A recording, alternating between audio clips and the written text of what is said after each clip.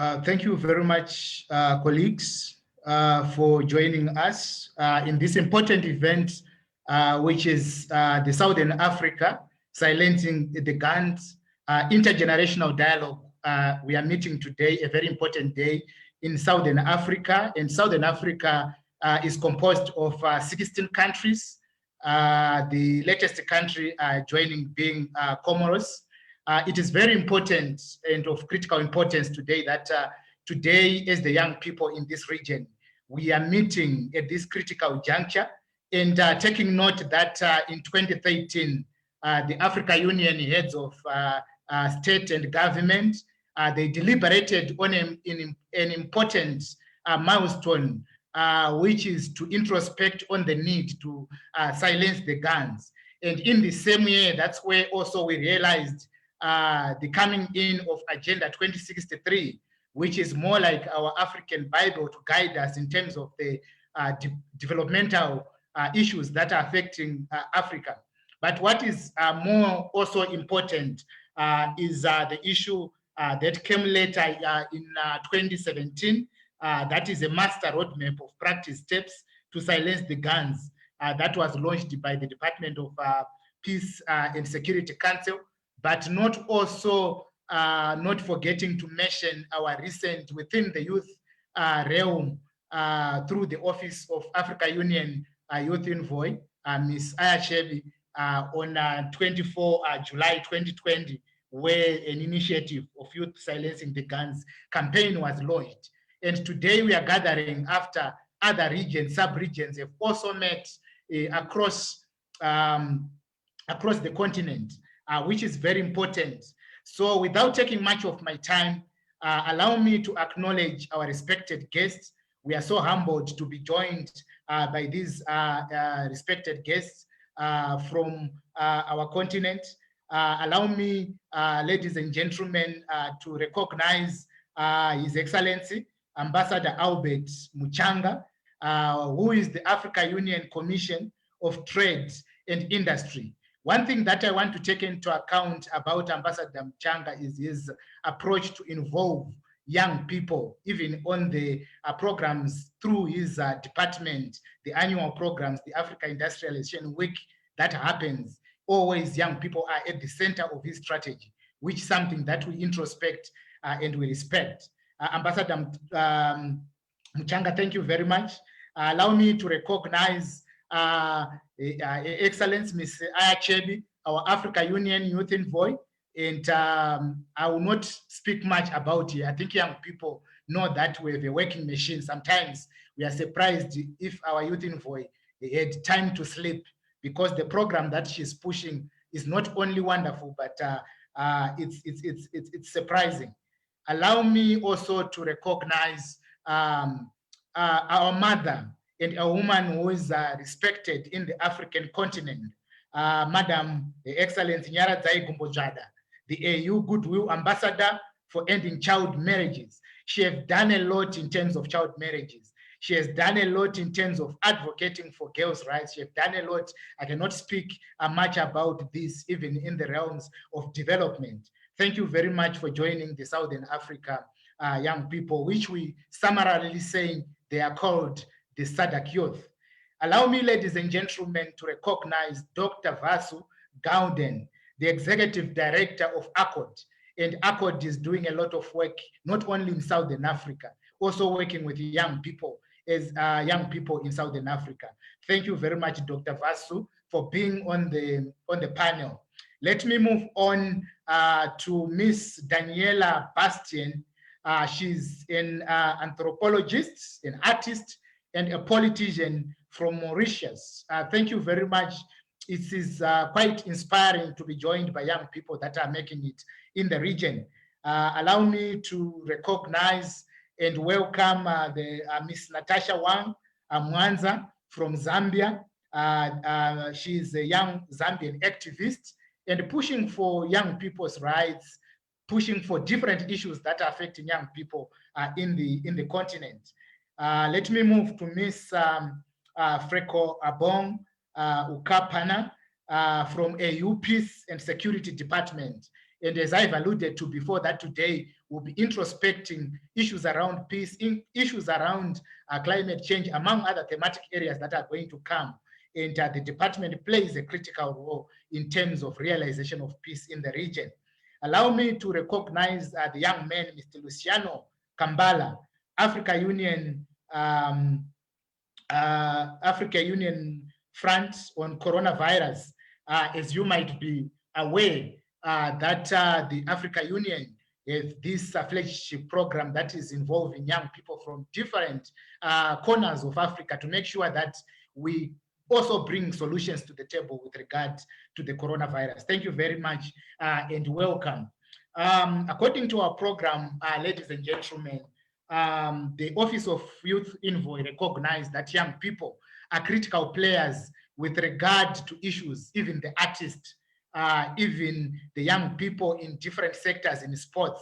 So there is a multi-sectoral developmental approach when it comes to the issue of involvement of young people. So I am going to invite one of the artists from Zimbabwe named Kelvin Chikumbirike.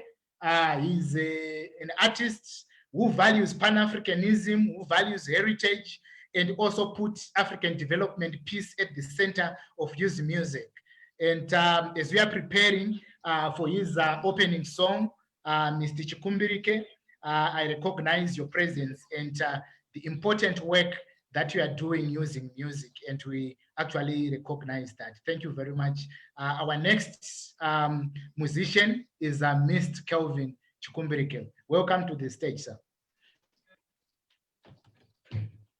Thank you so much. I'm glad I'm going to be presenting my music. My name is Kelvin Chikumbirike, as alluded by Mr. Mishek. I'm going to play this Zimbabwean traditional instrument known as lira.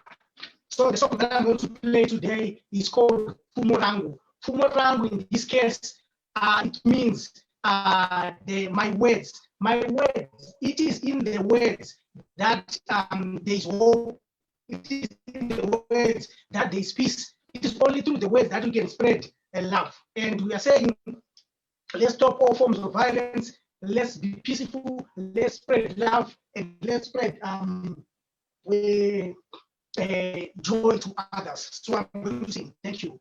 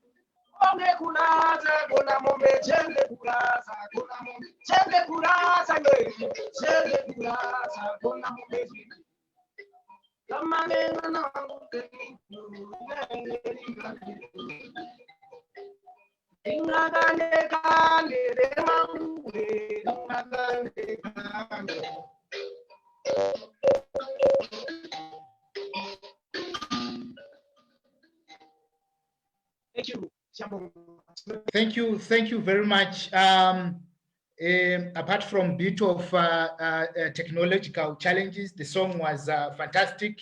One thing that we need to know is African music, traditional, mainly played at gatherings, at special occasions.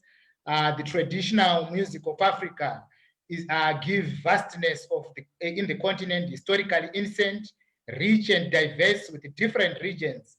Nations of Africa have many distinct traditions. And thank you very much, Mr. Chikumbirike, for such an African song that stirs up to make sure that we have a role to play in the peace building discourse. Ladies and gentlemen, without wasting much of our time, allow me to move on with the program.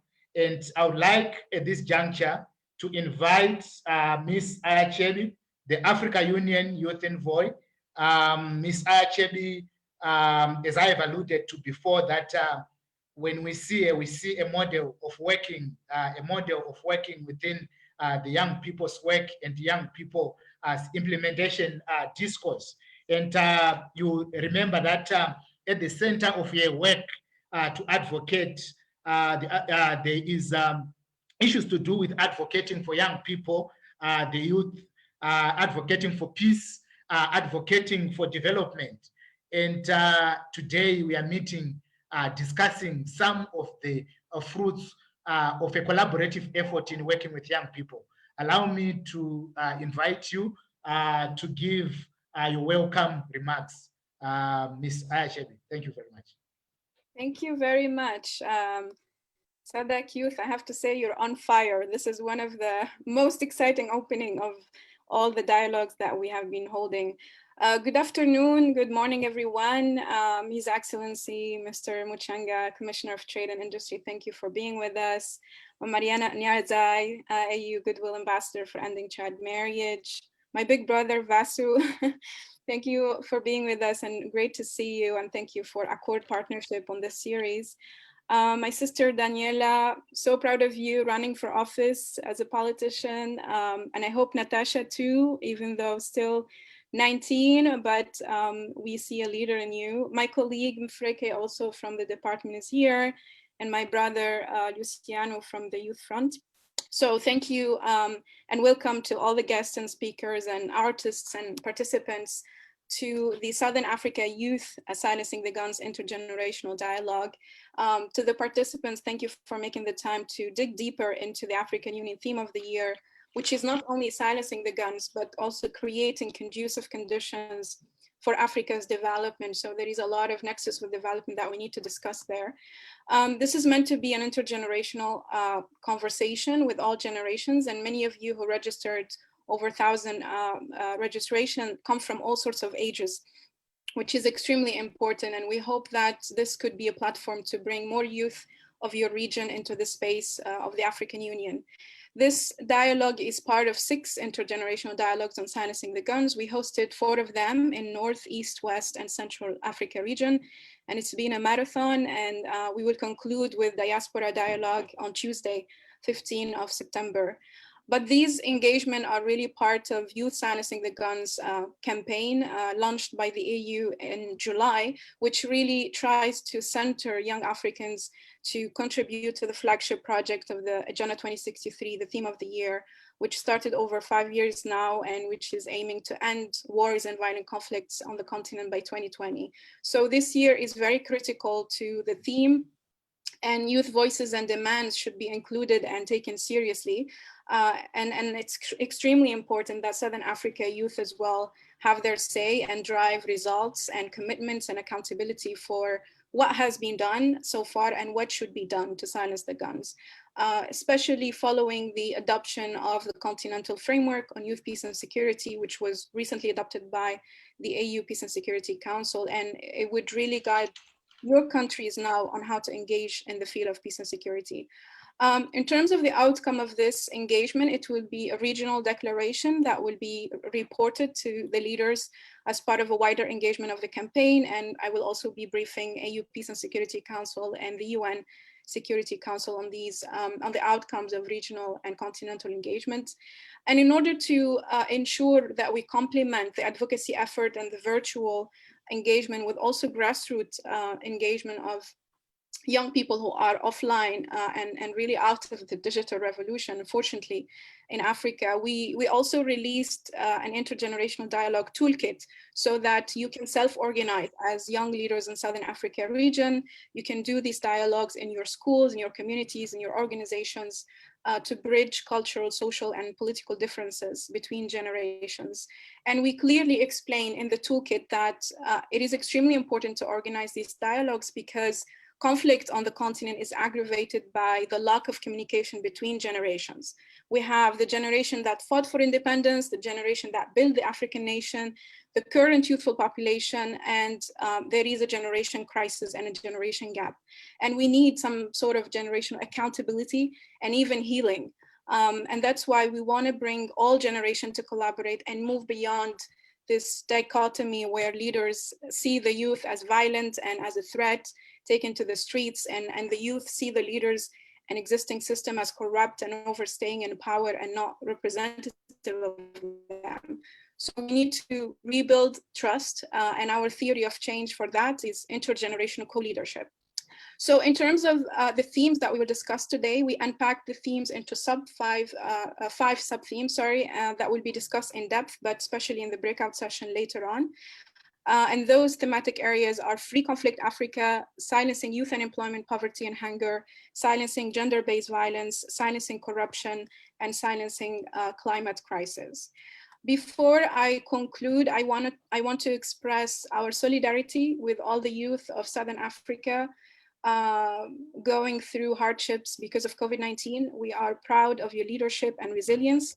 It's tough and it's exhausting and draining emotionally and financially, and it's a matter of survival for many of you, but don't give up and continue to organize and show the world your innovation. My solidarity also goes particularly to young women and girls in South Africa, where gender-based violence is a profound and widespread issue.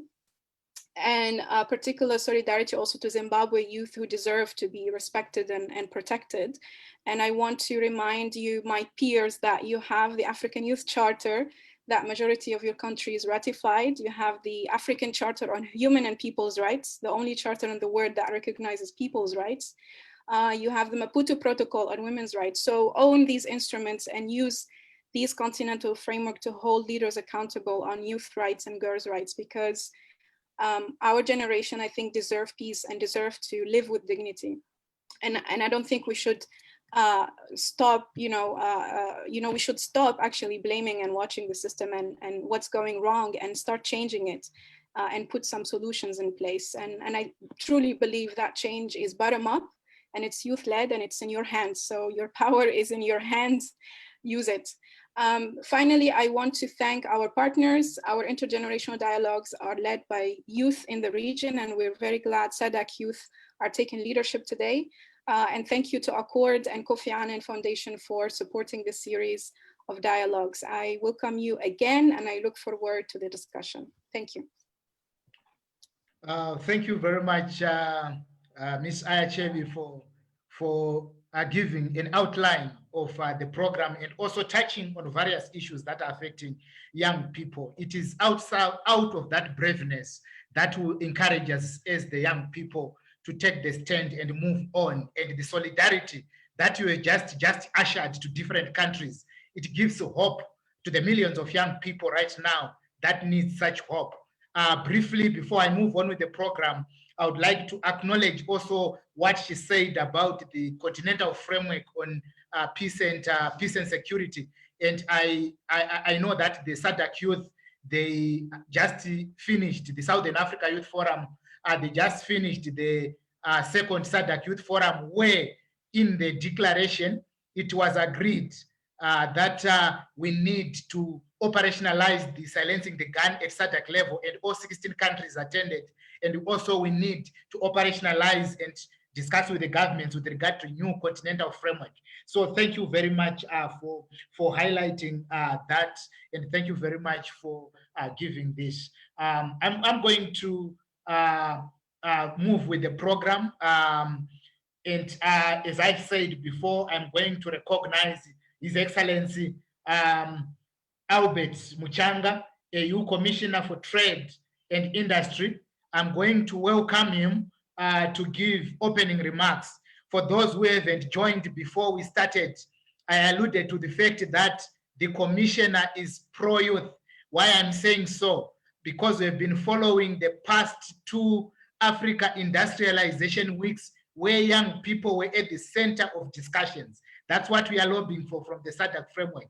And we also recognize that it does not happen automatically. We know the work that the Youth Division and the Office of Africa Youth Envoy will be doing to make sure that the young people are represented. Commissioner, can I allow you to come and grace us with your opening statement?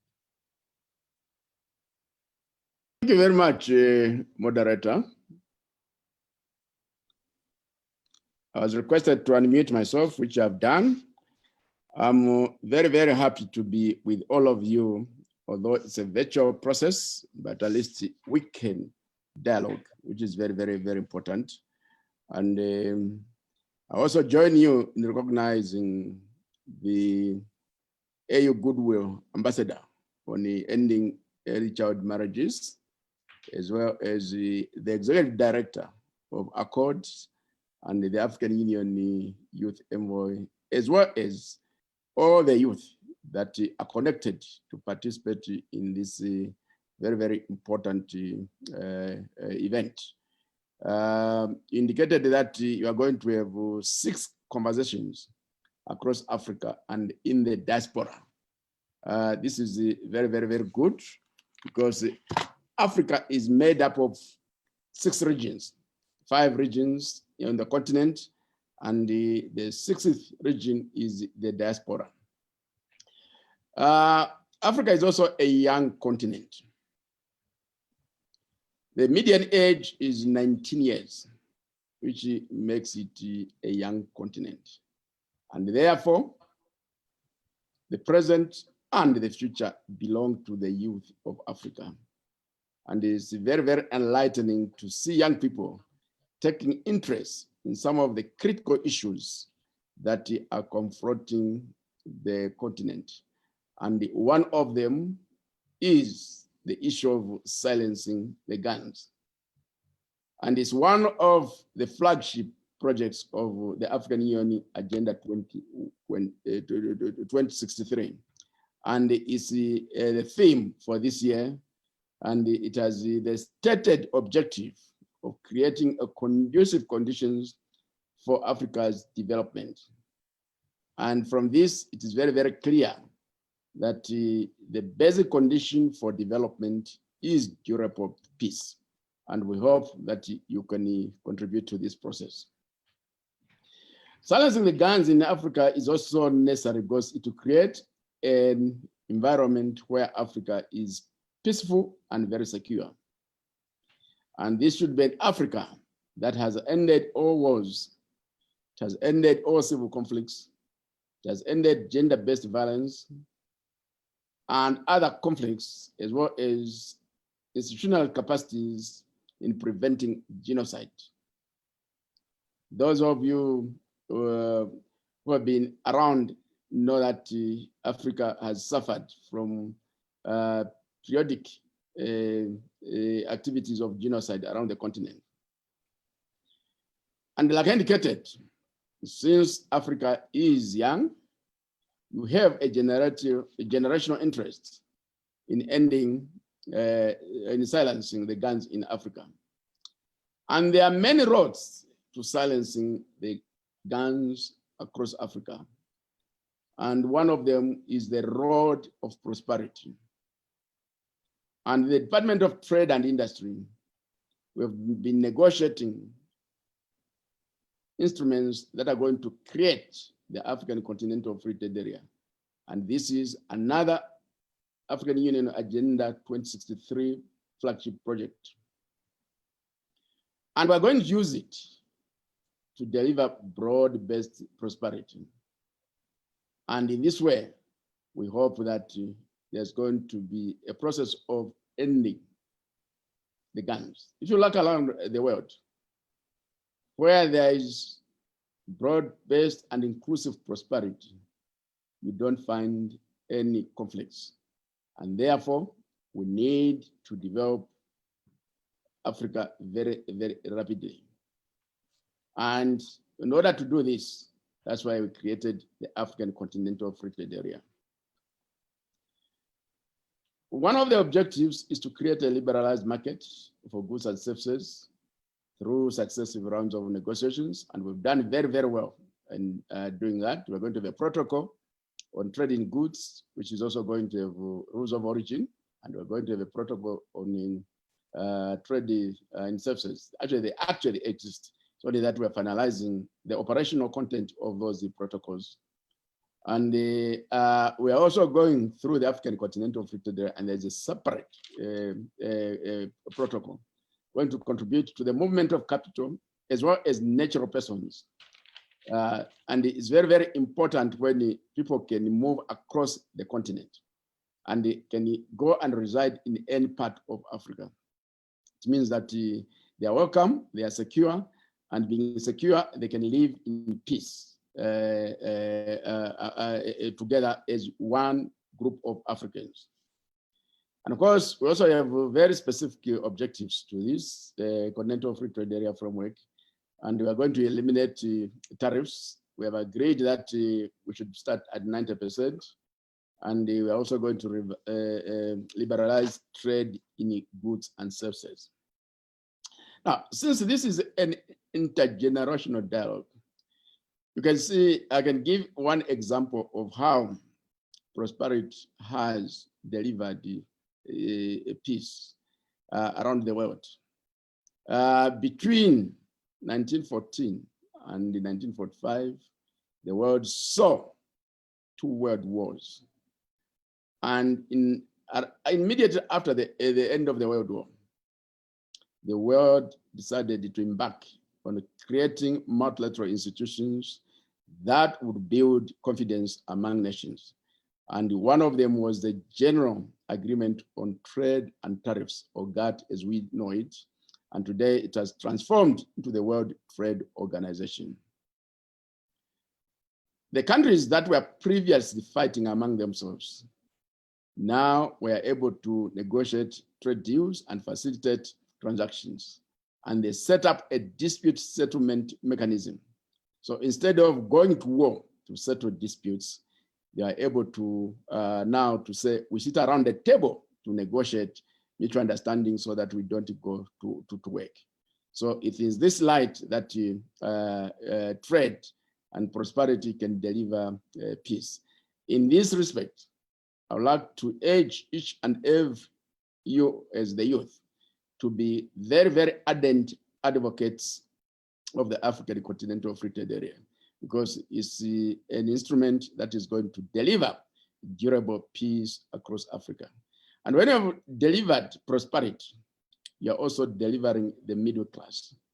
And this means that with the end of poverty, you are increasing the voice. You are increasing the voice of the middle class, which has now economic and political power. And that can be very, very useful in facilitating good governance across the continent. One of the protocols that we're going to develop in the African Continental Free Trade Area is going to be a protocol on digital trade and e-commerce. The youth of today are very, very much amenable to information and communication technology products. And therefore, you'll be the drivers of the implementation of this protocol. And through it, you should be able to come up with the youth startups, which you can use to ensure that you contribute to durable prosperity across Africa.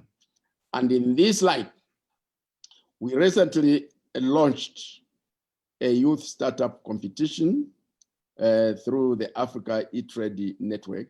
And through that competition, we are going to give awards to about 150 youths.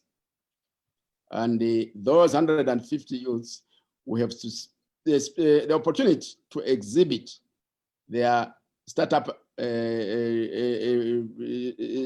let me say. They are going to exhibit their startups at the second Intra-African Trade Fair, which is going to be held in Kigali in September next year. So we urge you to get actively interested in competing for space at the pavilion. You have a very interesting sub-theme, and your sub-theme is let us shake it up. And in giving life to that, I'll conclude by saying your new mantra should be, let us silence the guns and let us deliver prosperity. This is how I'll conclude. And with this, I would now like to officially open this Southern Africa Youth Silencing the Guns Intergenerational Dialogue. I wish you very productive deliberations. And what I've discovered in virtual meetings is that one is always busy, very busy. So I will not be with you in the actual deliberations, as I have to log in to another link so that I give another address. But all the best in your deliberations, and thank you for inviting me. I end here. Thank you very much, Commissioner Albert Muchanga, for outlining and also outlining the opportunities that are found within your portfolio as Africa Union Department.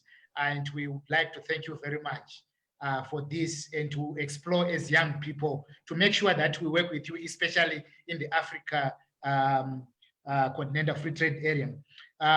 Without wasting much of the time, I would like to take this opportunity. Our next session is going to be a moderated session. I am going to hand over to Madam Nyaradzai Gumbojada, the AU Goodwill Ambassador for Ending Child Marriages, to take over this session and introduce other panelists and taking it up to discuss on this intergenerational dialogue. Madam Gumbojada.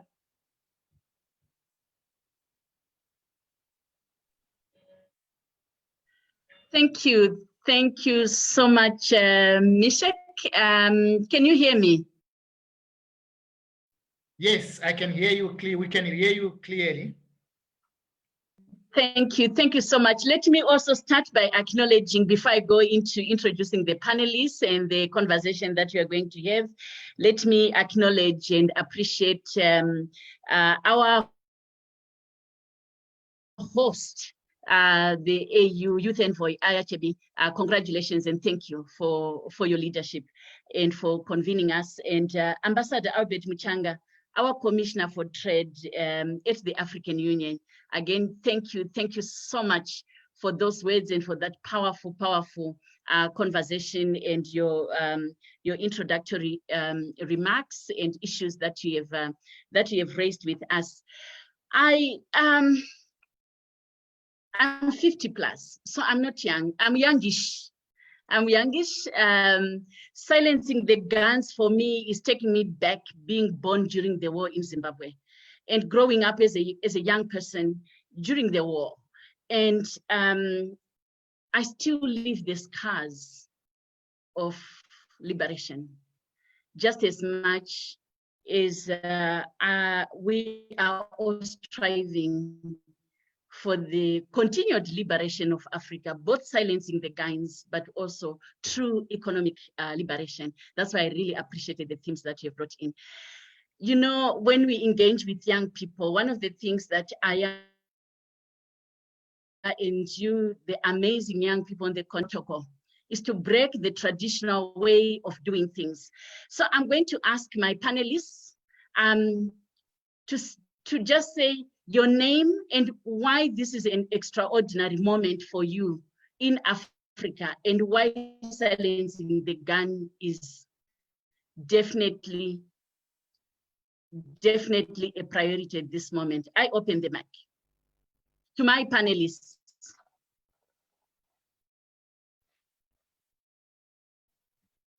Moderator, it's Vasu Gownden from Accord. Since I see on the program that I'm the first one to be speaking, maybe I can start if that's okay with you.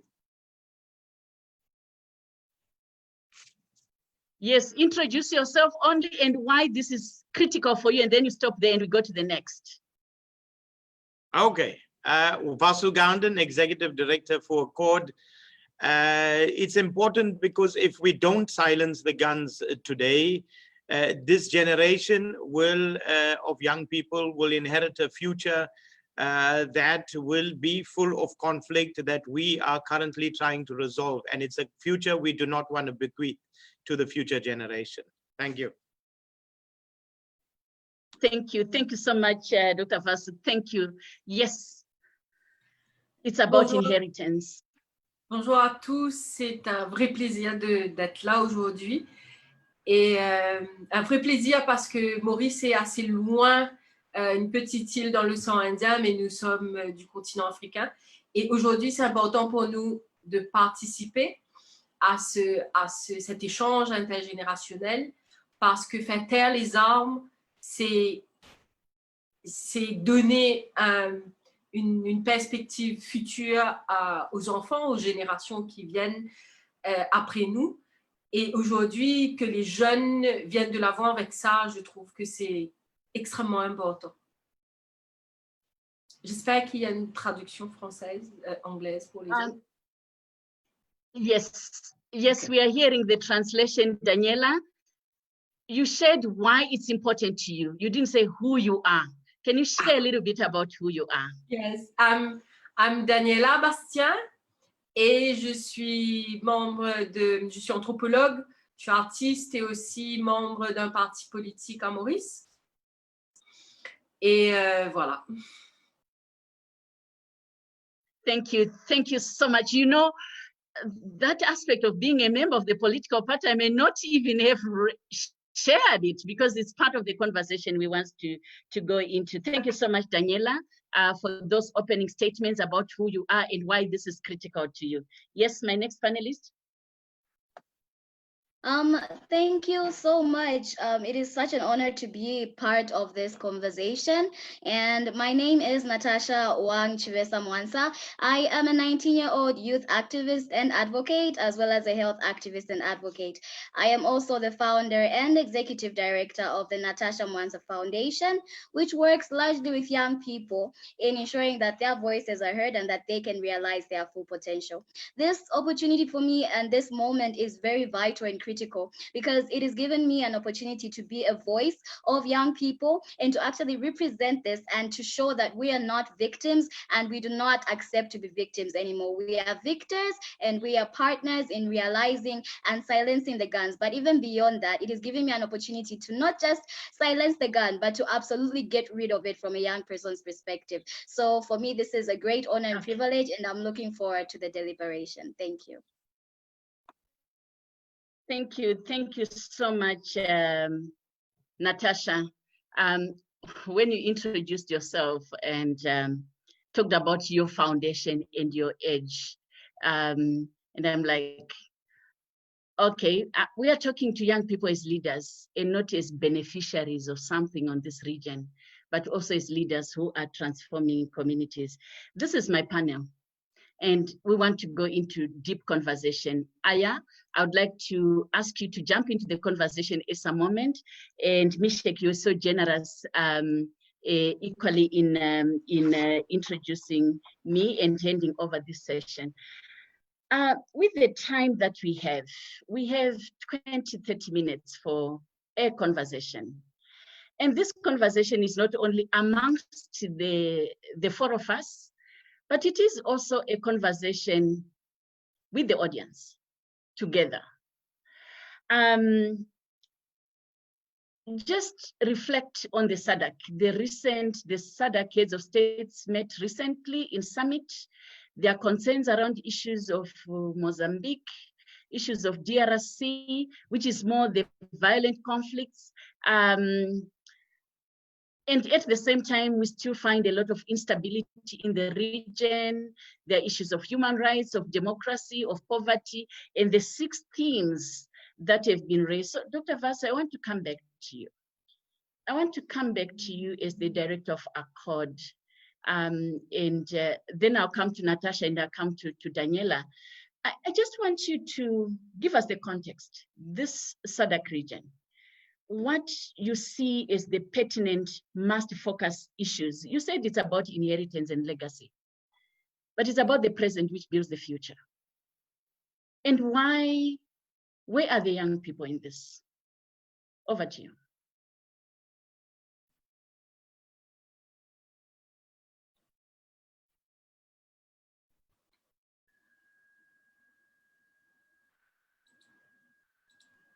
Okay, sorry, moderator. You know, I'm from that generation you are from, so I tend to not unmute myself on time. I'm refusing that. Our generation is trying to catch up. So you see, Natasha, yes, how please quickly go for it. Continue. Herself. You see, Natasha is this new generation. So listen, Natasha and Daniela, you are here, all of the young people, and our ever dynamic Ayachebi, you know, and all of the young people in the SADC region. Let me just reflect, moderator, on 1997 and say why it is important now. In 1997, I went with a delegation of 3 people to Mogadishu. We landed in Mogadishu, and there we met with, over 5 days, we met with about 6 or 7 warlords in all of their compounds all around Mogadishu, looking at the conflict there, including Aidid Jr. and others. And what did we find? We found a lot of young people not in school. They were in the compounds of the warlords, and they were all there with AK-47s sitting around. They were being given food. They were chewing khat, the thing that intoxicates you. Now, 23 years later, where are these young people? They are now a new generation. They're a generation after Natasha and Daniela and the others. But they are still with their guns, and they are still fighting in Somalia. This is the tragedy that we are having to deal with. Now, why I raise that in the context, moderator, of the SADC region? Because my fear is that what I saw in 1997 in Mogadishu is what we are seeing in Cabo Delgado in Mozambique today. That insurgency that started 3 years ago in 2017 and has now escalated. And when we look at the young people in Cabo Delgado and across the border in Mtwara, there in Tanzania, and we look at the future that they will have, and I fear that 23 years from now, this generation of young people, the age of Natasha, Daniela, and others, 23 years later, they may be still with guns fighting in a war, having no future. That's my fear for what we are dealing with in the SADC region. So we cannot allow this to happen. And what we need to do, this, you know, last year, I addressed the UN Security Council on silencing the guns together with the former Peace and Security Commissioner, Ambassador Lamambra. And we had to answer the question, why silencing the guns by 2020? And many people thought that, yes, we were here in Africa, we were quite unrealistic about setting 2020, silencing the guns by 2020, you know. But if you look at the objective of why we set that, and we were there in the beginning looking at this, the first meeting was held here in Durban, Accord was part of that meeting. Why did we say silence the guns by 2020? You know, where we're going to silence the guns. The issue was not about silencing the guns by 2020. It was about conscientizing young people like this. And if we look at the 3 things that we did, moderator, you were in a struggle also, and a liberation struggle. What did we do? We mobilized, we conscientized, and we organized. and Ayachebi, with all of the youth on the continent. What you are doing today in this webinar is you are busy conscientizing young people about the issue of silencing the guns. We are also mobilizing young people. And after this, we need to organize young people so that they are not just being conscientized about silencing the guns, but they are taking action in silencing the guns. So this, I think, moderator, is firstly my fear, and secondly, my hope. My fear that we don't leave our young people in Cabo Delgado and elsewhere in the SADC region with this legacy, and my hope that we will move from mobilizing and conscientizing to organizing and taking action. Thank you, moderator. Thank you. Thank you so much. I would like to pose a question to you to come back to. Our generation, we were fighting for freedom, for our freedom and liberation. What is the fight there for now? Because silencing the gun in the conscientization of young people also requires a clarity on what are these wars about? Are these our wars? Is it because we are so thirsty for power? Or are these proxy wars? Are these about resources on the continent? Where are the guns coming from? The illicit trade in small arms, where are the guns coming from? Are they manufactured and sold from here? What is the conversation about the conflict in Africa? And my last question to you, and which you come back to, what do you see as the role of South Africa? Currently, we have the president of South Africa is the president of the African Union. How do you see that role in terms of leveraging the voice of young people to be the champions for peace and for prosperity, for an Africa that is at peace with itself? So thank you so much for your thoughts and for your inputs and for your profound contributions and all the extraordinary work that ACORD is doing. And Natasha, just to come to you, you are an extraordinary young and youth activist. You are human first before you are female. I always emphasize that advancing advocacy for peace, justice, and human rights is also about gender advocates. But can you share with us your own very clear recommendations, thoughts, perspectives around what does it mean? What does silence the gun mean for girls in Zambia? People would see Zambia and say, what are the issues in Zambia to do with silencing the guns? Over to you, Natasha. Thank you so much once again, and I do agree with you, and I am human, of course, before we are anything else, and that's a very vital aspect to look at it at. I would firstly like to acknowledge that today is World Suicide Prevention Day, and for many young people, the pandemic has brought a lot of changes with our mental health, and it is critical to acknowledge that anyone listening to this, young, old, as long as you're listening to this and you may be feeling like this is the end or this is where the hope has come to an end, it hasn't. There's still a lot that we have to fight for, and your life is very, very relevant. So keep on holding on and know that you have a purpose to serve and that we value you as the whole earth really, and you are a human being too, and your contributions are relevant to the change that we want to see, even in trying to silence these guns that we're talking about.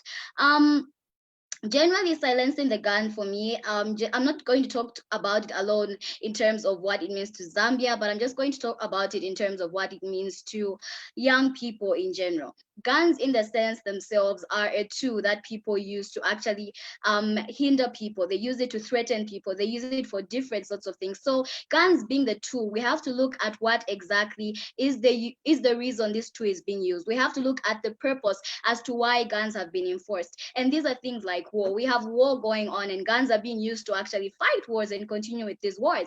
And we have different themes that have been brought up. We have poverty happening right now. And I love the backstory that was given by Dr. Vasu. We have many young people that are on the streets wondering about no access to education whatsoever, and then they find a tool, which is a gun. That's the best thing that they can use to actually support their livelihood. So silencing the gun for us is beyond just looking at the gun as the tool being used to hinder the progress progress of young people or even to hinder their realization of their potential, we have to look at why is the gun being used? What is the purpose of the gun being used for?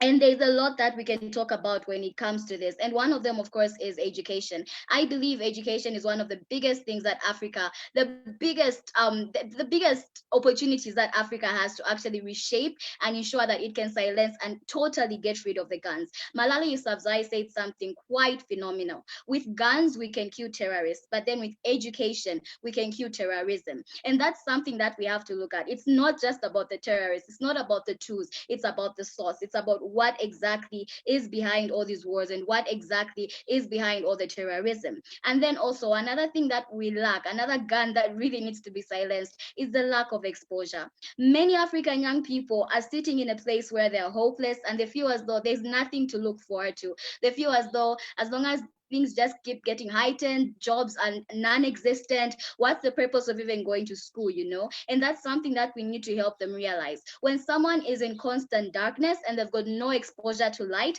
attaining light becomes an impossibility to them. But that's something that we have to change. If young people can be exposed, if they can be shown that yes, there's a future that we can look forward to and we can actually change the world and it's happening in other places, then definitely that's something that we can work on and bringing forward with it. And then another thing that we also need to work on is collaboration and support. There are many young people that are doing amazing things, but simply because they are not supported, simply because they don't have someone to actually work with hand in hand, simply because they don't even know where to go to have their works established, it becomes an issue. And so how do you expect young people to continue fighting for change when it just brings them to frustration? And one thing that can get rid of this gun, this frustration as a gun on its own, is collaboration as well as support from various stakeholders. But then even as we are trying to collaborate and support each other, even as we're trying to fight, and I love that IHB made mention of this and Dr. Vaso had mentioned this as well, it's understanding what exactly we're fighting. And I think you also asked about this, dear Madam Moderator, what exactly is the fight about? What's the understanding of the fight? If we don't understand what the fight is, we will not employ the right tools to actually fight and silence this gun. So what does this gun look like to us? And so this is another aspect that needs to be involved. Let us understand what the problem is, and only then will we be able to actually fight this problem. Let's understand where we stand at now. Let's understand the generations in between. What were they fighting for? What was fought for in between? What have we succeeded? And what are we actually hoping to succeed at the end of it all? So it's about I want to come back to you. Yes. Okay, so if you can wrap up that point, we'll come back to you again, because we just want to also get comments coming through from the audience and move to Daniela. So can you wrap up your point, Natasha? Yes, so that is basically me bringing it to an end. Actually, that was my last point, the understanding of everything. It's understanding what, you know, silencing the gun is, and all these documents as well. It's packaging it so that people can actually understand this. So I will wrap up my point there. It's basically understanding. Without understanding, we won't know what we're fighting and we won't know what to employ. Thank you. Thank you. Thank you so much, Natasha. You raised a number of fundamental questions, that issues that at times young people are manipulated to fight fights which are not their own, because there is no information. And at times young people just want jobs, education, and the environment out there demands us to have a different perspective. I am angry. I have to put it on the table. I'm angry when I see exploitation of young people for political gains, when I see girls being sexually exploited, being asked to go into marriage so that they can get protection from the military, from the violent extremists. I'm like, Africa, my Africa, this is not it. So we have these fundamental issues that we need to really, really fight, the issues of impunity and behavior and justification of abuse on the basis of a gun, the domestic violence issues that also come with it, the family violence and the gender-based violence. Daniela, let me come to you. I know that our time is ticking, but you have enough time to share your views. You are from Mauritius, and a country with which we often assume he has literally no guns. You know, I'm talking about assumptions. You are from there, so you know the context a little bit more, because assumptions is an external perspective which might not be the true fact. And you in introducing yourself, you said you're a politician. I love that, because silencing the guns is about being in the space where issues of peace and security are discussed, and that is also part of the politics. Can you speak to us, Daniela? Yes, thank you. Thank you, Natasha. Thank you, Natasha. J'ai été agréablement surprise d'entendre toute la confiance qu'il y avait dans la voix de Natasha. Merci, Natasha. Merci, Basu. Alors, à Maurice, on a cette image d'île paradisiaque, en paix. Toutes les communautés des différentes ethniques vivent ensemble. Mais quand on y vit, on voit d'autres choses. Vous disiez que literally no guns. Le mot littéralement, pas d'armes, le mot littéralement, c'est important, parce qu'il n'y a pas de port d'armes à Maurice, il n'y a pas de guerre, il n'y a pas de toutes ces guerres que l'on entend dans les informations, où on est un peuple paisible en paix, sauf que les policiers ont des armes. Et aujourd'hui, pour moi, silencing the guns, faire taire les armes, c'est faire taire les armes des policiers, parce que ce sont eux seuls qui ont des armes. Et depuis les 30, un peu plus, depuis on va dire les années 60, depuis l'indépendance, un peu avant l'indépendance, on va vers un État policier. Tranquillement, doucement, lentement, on va vers cet État policier qui, eux, possèdent des armes. Je prends l'exemple de juste avant l'indépendance, en 1965 et 1967, on avait eu des bagarres raciales où il y a eu des émeutes. Récemment, en 1999, il y a un artiste qui est mort en prison, et ensuite il y a eu des émeutes qui ont vite fait de tourner en émeutes ethniques, et il y a eu tir de balles blanches, mais n'empêche qu'il y a eu des morts. Et aujourd'hui, à Maurice, avec les armes que les policiers ont, et l'utilisation qu'ils en font, ce n'est pas le cas extrême des États-Unis, par exemple, mais n'empêche que le fait même que ce sont que les policiers qui les ont et qui sont à chaque manifestation pacifiste, on voit les policiers, il y a comme cette crainte que si quelque chose dérape, ben, ce sont les policiers qui, on ne sait pas qu'est-ce qu'ils vont défendre. Est-ce qu'ils vont tirer sur les gens?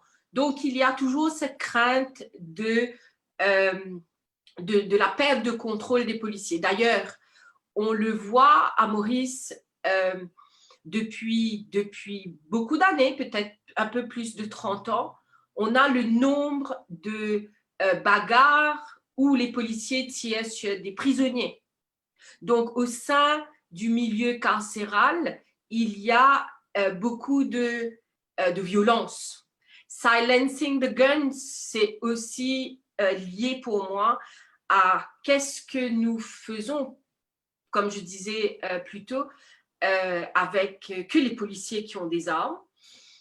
Qu'est-ce que nous faisons quand il y a des émeutes au sein des prisons, dans le milieu carcéral? Que faisons-nous quand il y a des populations qui sont une partie de la population qui vivent dans l'extrême pauvreté et qui décident de descendre dans la rue et qui décident de demander plus de droits?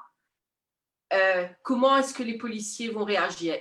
Il n'y a pas que the guns, on a aussi the weapons. Donc, la brutalité policière à Maurice est un enjeu hyper important et qui n'est peut-être pas à la même échelle que ce qui se passe sur le continent. mais n'empêche que sur un tout petit pays, un État insulaire, c'est un vrai enjeu. Et aussi, en écoutant Vasu et Natacha, je me rends compte que les jeunes ont leur mot à dire. Les jeunes ont aussi leur manière de voir, d'appréhender ce monde et puis de faire avancer pour plus de paix et pour plus d'équilibre. Voilà.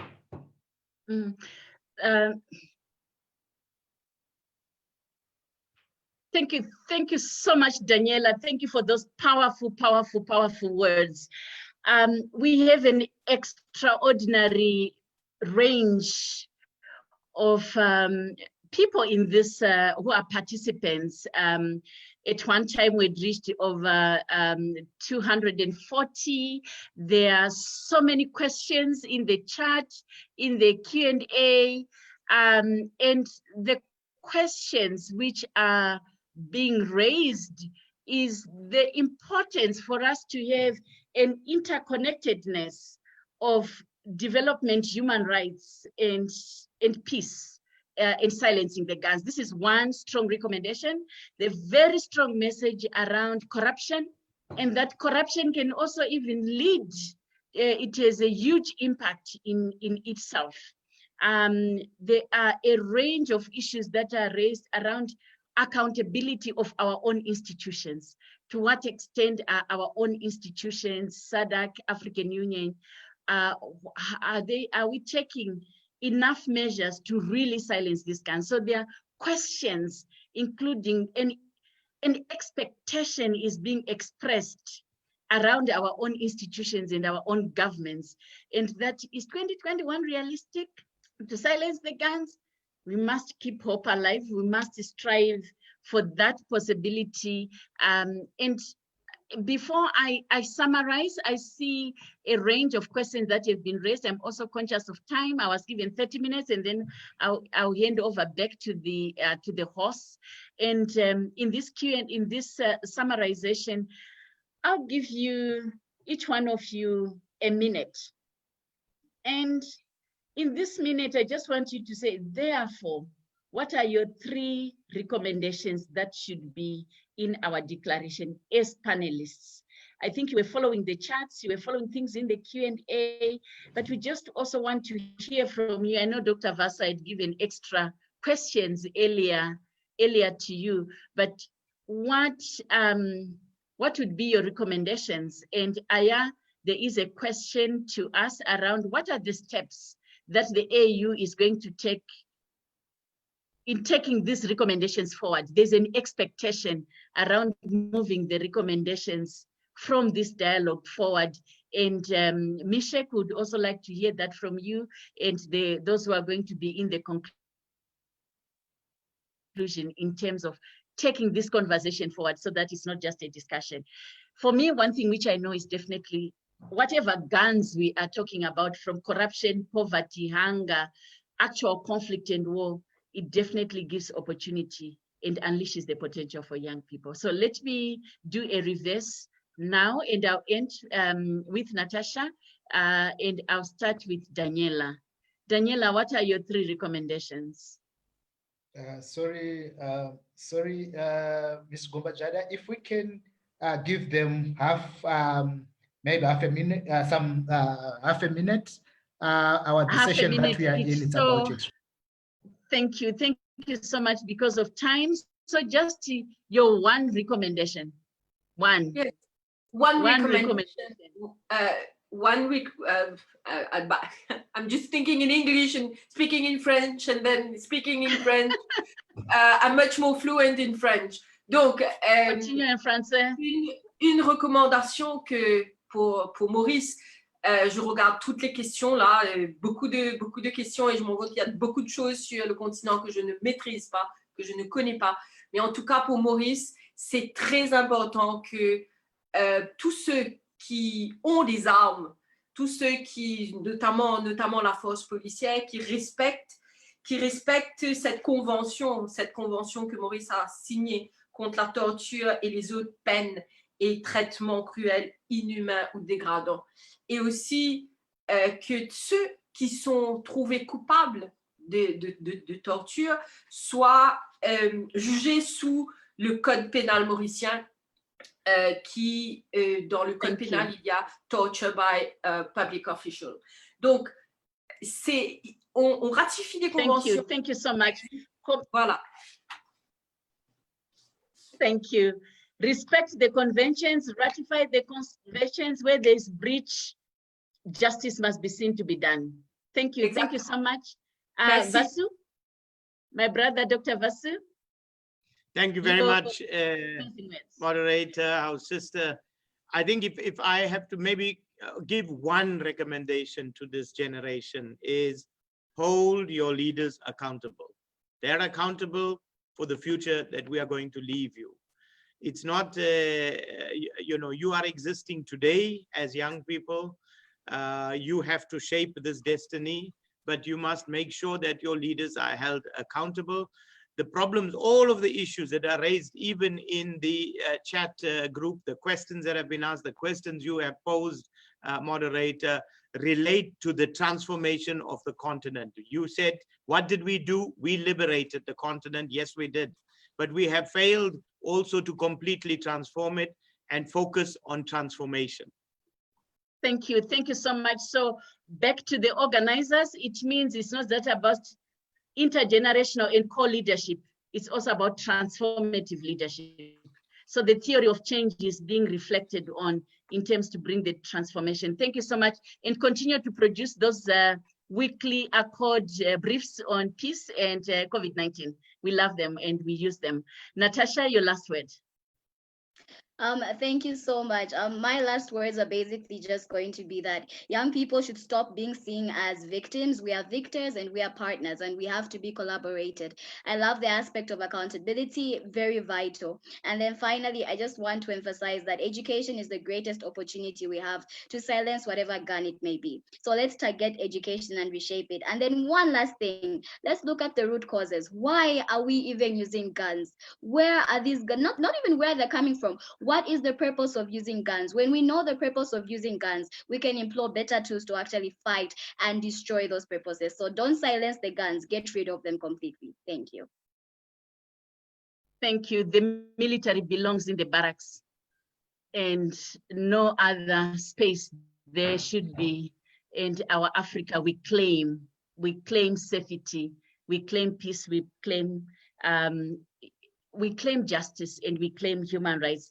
I want to thank the organizers, and I want to hand over the platform because I know that it will be closing soon. And I just want to also say one word. Part of silencing the guns is reclaiming opportunities with technology. If we were meeting in Addis or elsewhere, we would not have 235 young people. They will not get visas, they will not get transport, they will not get, so even after COVID-19, let's continue with open platforms for organizing, for conscientizing, for mobilizing, and for transforming Africa. Thank you very much. And indeed, we can end child marriage if we also silence the guns. Over to you, my brother Meshek, who has handed over the platform. Thank you very much. This has been a wonderful discussion. I think it needed more time. And we are left with about 7 minutes to go to another breakaway session. So immediately I'm going to invite Ms. Frekobong Akapana, AU Peace and Security Department, on framing AU theme of the year. I will welcome you to present. Can I ask you to summarize in 3 minutes?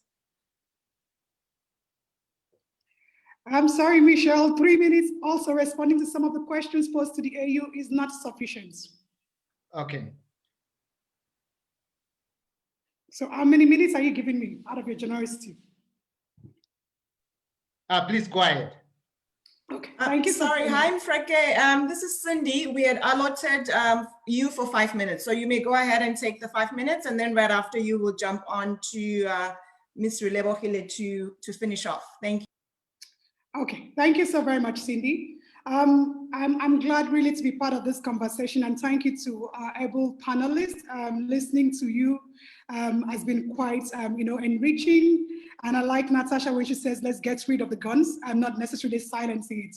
And starting up with, I think, what Silence in the Guns agenda is really about at the AU, and Dr. Vasu tried, alluded to that, is tackling the structural causes of violence in the first place.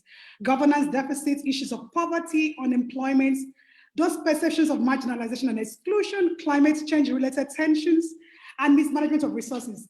And we believe at the AU that if we begin to employ radical and rapid measures, we could work collectively to silence the guns. Because as Commissioner said, peace and prosperity are two strong interlinks. You can't survive on one without the other. You need development to birth peace, and you need peace to sustain development. So it's vice versa.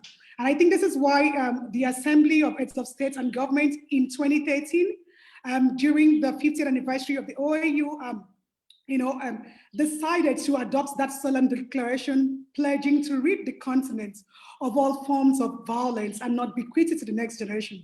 And the popular anthem, Silence in the Guns.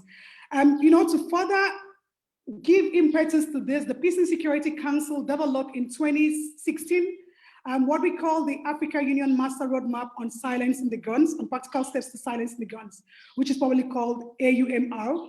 It's recognized across 5 broad aspects: political, legal, environmental, and social, that if we took 7 steps, we could work collaboratively to silence the guns. And as Dr. Vasu said, it's not about just silencing the guns in 2020.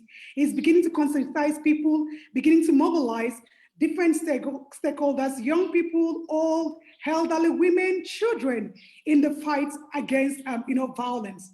Aside the Master Roadmap, which most importantly recognizes the roles of young people in silencing the guns, it sees young people, and I think, Natasha, this is just to say that we do not just recognize young people as victims or perpetrators anymore. It's more recognizing young people as leaders and partners to peace building, to silencing the guns. And this is what the Africa Union Youth for Peace Africa program, started up in 2018, primarily seeks to do, to facilitate that meaningful space for young people to engage as leaders, as partners, as beneficiaries of peace and security interventions. You can round it and say broadly silencing the guns. And we cannot do this without the young people themselves. So from day one, we've tried, from the onset in 2018, to work with young people in designing, developing, reviewing, and validating the continental framework on youth peace and security that the Youth Envoy spoke about. That framework is anchored on Article 17 of the Youth Charter and Article 11, which talks about youth participation broadly, but also more on peace and security issues, and on 2250, United Nations Security Council Resolution 2250, which is broadly across 5 pillars of participation, prevention, protection, partnerships and coordinations, and then disengagement and reintegration of young people. The framework, which was adopted in June 2020 by the Peace and Security Council, and its 10-year implementation plan, gives us impetus to begin to mobilize, to work with young people, to amplify what we've seen them do already. And here we are talking about Southern Africa. Engaging with Southern African youth, often there's a perception that there are no threats to peace and security in Southern Africa because there may not be active violence. But we underscore that there are threats to peace and security, structural issues abound. And we really appreciate the interventions of young people across the continent so far, in peace and security, but specifically in Southern Africa. If permits me just take 1 minute to share some key highlights of youth interventions in Southern Africa. If you look at countering issues of unemployment, hunger, poverty, we have a man working with formidable team in Zambia under what he calls Matuo Cashew Nut Company. He's working to promote food security. He's producing cashew seeds that he gives to Ministry of Agriculture, distributes to young people and women to plant. It advocates and it promotes food security, which in turn can exacerbate violence or instigate and exacerbate violence if not properly managed. It addresses hunger, it addresses poverty, it addresses unemployment, in that young people are becoming self-reliant. We will look at So if we look at South Africa, we have the International Peace Youth Group that works, to promote tolerance. It works against drug and substance abuse, especially in preventing and countering gangsterism in suburbs in Southern Africa. In Mozambique, you have the Citizens Eye that uses social media, to monitor and report on governance processes, such as elections, human rights violations, and what have you. In Zimbabwe, you have Community Solutions, where that works with government and relevant government agencies, to promote national peace and reconciliation. We talk about Mauritius. We have the Youth Circle Network that mobilizes and promotes climate change. They organize this periodic weekend.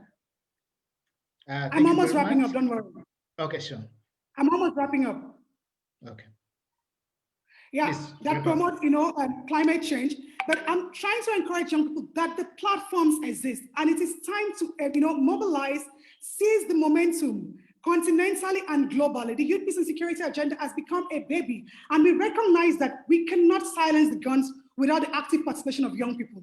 To achieve this, we need to silence mental and verbal violence. We need to work together in unity. We need collaborative and coordinated partnerships between young people and among other stakeholders. We need determination and consistency. We encourage young people never to give up despite challenges. And maybe just to add that the AU and the regional economic communities remain absolutely committed to working with young people, to support their interventions, including providing seed funding for youth-led and centered projects that seeks to promote and silence the guns in Africa. Thank you.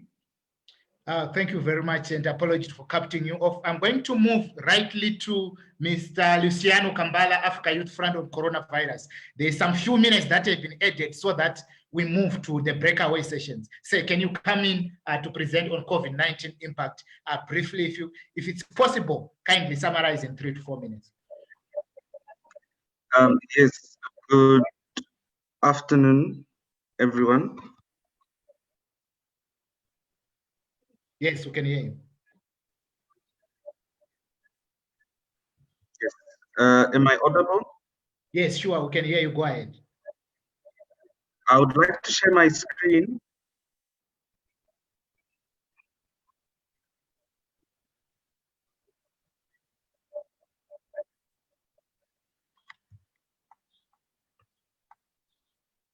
Hello, Shay. Yes, I'm trying to share my screen. Perhaps you can provide me access.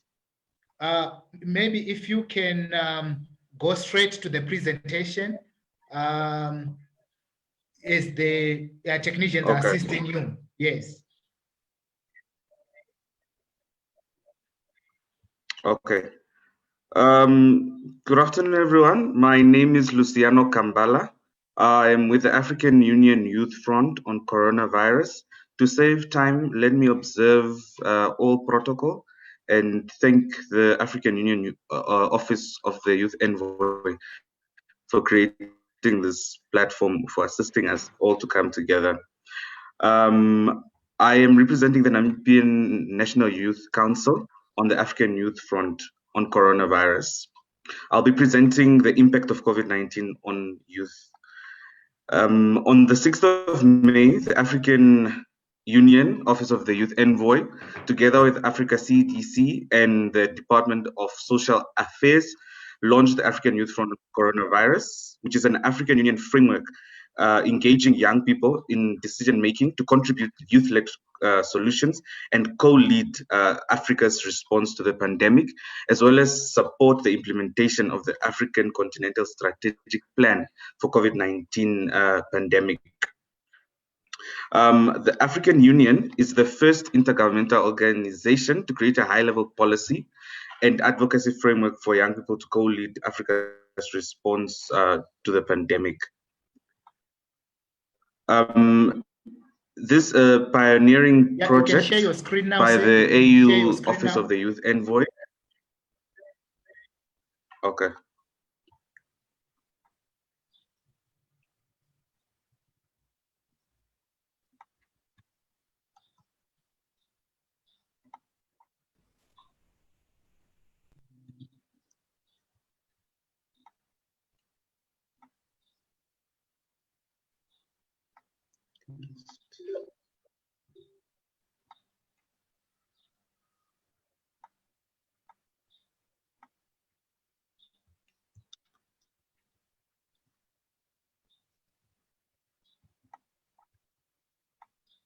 Can you see the screen?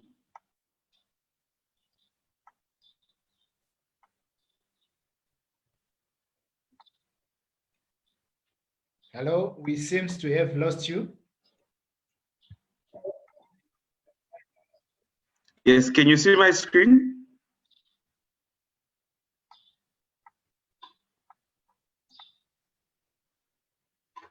Yes, we can.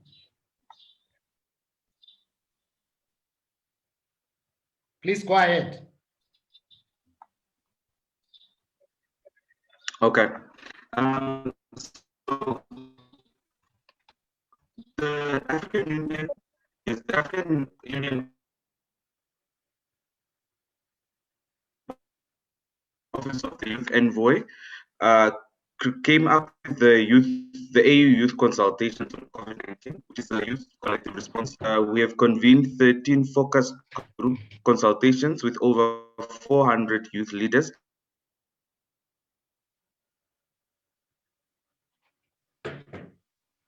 from 42 countries. Response. They were able to learn from each other, share best practices, and come up with. Since the 22nd of April, with over 22,800 participated youth who participated in public consultations, 8 intergenerational dialogues with African leaders, where African Union commissioners, special envoys, AU organs, and regional economic communities engaged directly with youth concerns and enabled over 72,000 with timely information. The objectives of the African Union Youth Front was to organize, mobilize, and unite youth and grassroots civil society actors, convene and facilitate regularly the virtual the AU Youth Consultation Series on COVID-19 to inform, brief, and engage youth constituencies and address the needs of especially marginalized youth, support advocacy and implementation of Africa CDC communication strategy and continental strategy. We have established different working groups, one on prevention, one working on affected communities, one working on the post-COVID-19 response, and communication and campaigning subcommittee or working group. There are 18 member networks, and we have had 18 meetings so far, with 22 network consultations this far. The member networks are different national youth councils and youth groups at the country level. Our advocacy efforts, we've had briefings for Francophone journalists on the African COVID-19 response on the role of African youth, facilitated youth consultation sessions at the virtual Africa Youth Policy Consultation organized by the African Union, UNECA, and Generation Unlimited, participated in the rollout of PACT initiative by Africa CDC, participated in the virtual stakeholder consultation on women in governance and political participation by Commissioner of Political Affairs. We participated in the mental health webinar with the AU Youth Division. We engaged and continue to engage in the AU-EU Youth Track and partnerships in the youth-focused webinar from Africa CDC as well. We have also had speakers at Hoya Africa Virtual Volunteer Program, a panelist at Women and Girls Africa Summit, the London International Development Center webinar series on impact of COVID on youth, published an op-ed on impact of COVID-19 on youth and immediate lockdown needs. Yes? Sorry, we are running really behind time. If I can just ask you to just skip to the impact, please. I do apologize that we won't be able to go through the PPT, the very detailed PPT that you're sharing. The impact. We will share the PPT after the event. If you can, we literally have 3 minutes to end the plenary. So if you can just get a minute to finalize with the impact so we can have Relebohile perform for us. Thank you so much. Okay. Yes. Okay. The impact of COVID-19 on young people. Education has been negatively impacted because young people have been interrupted and they haven't been able to go to school. There has been an increase in unemployment as different sectors have had to close down in light of the different restrictions that COVID-19 brings with it, and the different regulations different governments had to put in place to curb the spread of COVID-19. There has been also an increase in gender-based violence, as young people are now forced to be at home with their perpetrators, who have now continuous access to them, where they had previously been able to leave the households during before lockdowns were imposed. So there was also a spike in gender-based violence cases.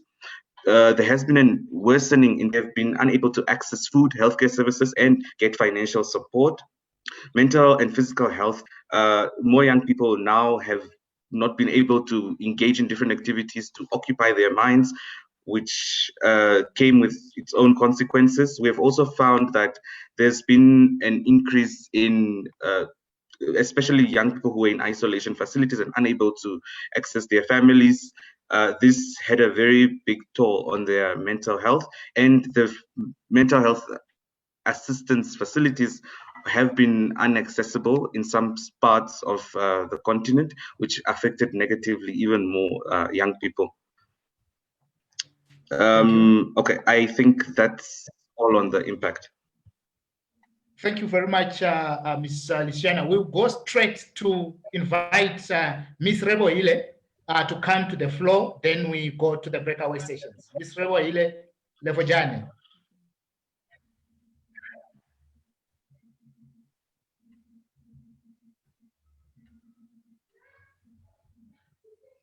Ms. Rebohile. Video. Hello? Yes, we can hear you. Oh, yes. Your video. Yes, can you please give me access to, thank you. Thank you. Good afternoon, doctor. My name is Africa. What is your name, sir? I am African Union Youth Envoy. Oh, what a relief. I've heard you're the best doctor. Dr. African Union Youth Envoy, I'm actually not sick, but I've been shot. My body is wounded by gunshots.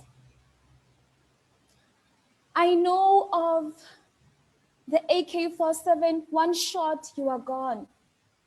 But now the perpetrators have advanced to silent killer guns.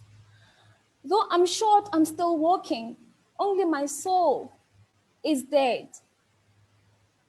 The gun the perpetrators used is corruption, unemployment, gender-based violence, poverty, and hunger. My body is conflicted, doctor. Do you think there's still hope? Dr. African Union Youth Envoy, can I still live? Miss Africa, before we get to your prescription, just tell me, how do you feel? Phew, doctor. Phew. Right now, I'm vengeance. My vengeance is like a volcano that erupts ceaselessly. The gunshot of unemployment. Yo, imagine, I have a PhD, but I'm unemployed. The gunshot of corruption, it has messed me up. I joined a system that is corrupt, and now I'm also corrupt. Doctor, I'm suicidal. I am also a perpetrator, though I'm a victim. I have guns and I shoot others as well. because of the wounds of the gun of poverty. When I get access to resources and opportunities, I take so much for myself that I forget about others. I forget that I've been there as well. Dr. African Union Youth Envoy, I was molested as a child. There was no justice. And when I see a woman, I want to do the same. I'm angry and I'm hurting, and I think I have a right to do that. And yet, I'm held captive by guilt and condemnation. I don't know how to free myself. Doctor, my neighbors gossip about me. They say, do you know Africa? She's like a woman with the issue of blood. She's been bleeding. At least the woman with the issue touched the hem of Jesus' garment and she was made well. Is there hope for Africa? Dr. Africa Youth Envoy, please help me. I've heard you are the best doctor.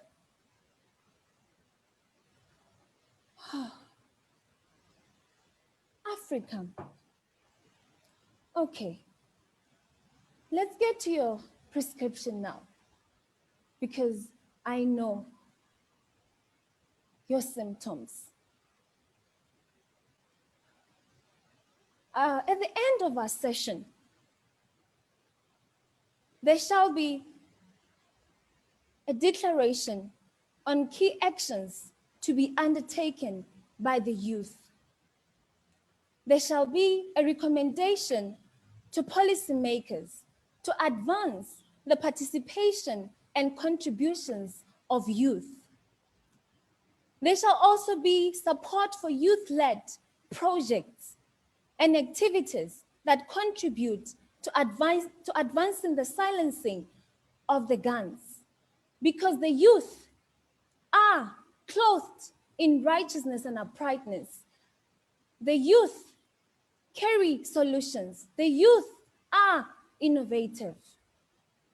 However, Africa, put your guns down as well. As a perpetrator, you have a choice. Everyone can pull a trigger, but we all have a choice.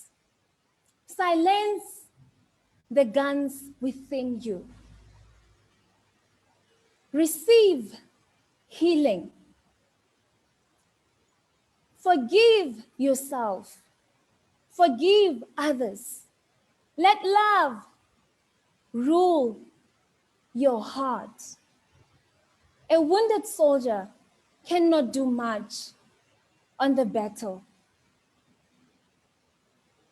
And the guns are silent. Thank you. Thank you very much, Rebo Hile. This is wonderful. You know, you have sparked the hope with regard to young people in Africa. And ladies and gentlemen, on this note, we are ending. This is what we call ending at a higher note. You have realized that Rebo Hile, she summarized what we have been talking about. The poet, the poem was theatric. The poem was energetic and was answering to critical questions that we are talking here in Africa and in SADC. Thank you very much. Allow me at this juncture, ladies and gentlemen, to thank you all for attending this plenary session. I would like to recognize the speakers, the panelists, Ambassador Albert Muchanga, Madam Nyaradzayi Gumbojada, Dr. Vasi Gauren, Miss Daniela Bastian, Miss Natasha Wang Mwanza, Miss Frekabong Ukapana, that's a difficult name there, Mr. Luciana Kambala, and especially the summarizing the Africa Youth on Coronavirus, a wonderful work that is being done by young people in Africa. I would like also to note to you that in a few minutes, about 25 minutes or so, we will be joining, starting at 4 p.m. on the program. We'll be going to breakaway sessions. This has been fantastic. We are not going to end here to make sure that we silence the guns. We are the people. I would like to end with a quotation from one of the panelists, which is Natasha Wang-Manza, the young activist from Zambia. Education is the biggest opportunity that Africa has to reshape and silence the guns. Natasha Wang, thank you for outlining that. It was very important. Ladies and gentlemen, thank you very much. Office of the Youth Envoy, would like to thank you for giving the Southern Africa this opportunity, and we are still continuing in the next few minutes. Let's continue to interact. Let's also not to forget young people on Twitter. Our hashtag is 100IGD, hashtag Africa Youth Lead, and also partner hashtags. One of them is SADC Youth. Thank you very much.